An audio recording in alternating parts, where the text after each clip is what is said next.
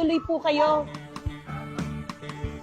Good morning po. Ito yung aming salas. Dito naman sa area na to, ito yung receiving area namin kasi may pinturin naman dito.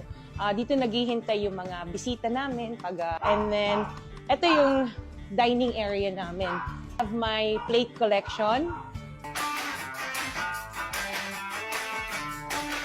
Formula ng asenso at tagumpay, Sara Diskaya is in the house! Wala ka nito kung natuloy ka sa showbiz. Totoo. Siya naman, ang pagsabak mo sa politika. At the end of the day, parang alam mo, tumutulong ka sa kapwa mo, win or lose naman. No? Alam mo, may natulungan kang tao at may nataas o naiangat na buhay ng kapwa mo. Ano unti-unti nang lumilitaw ang mga umano'y palpak na flood control projects na na-corner ng pamilya Diskaya.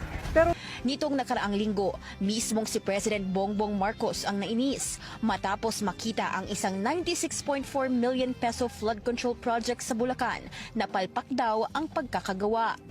Habang nagiging sentro ng usapan ng mga proyektong hindi matino ang kalidad, ipinakita naman ng pamilya Diskaya ang kanilang yaman.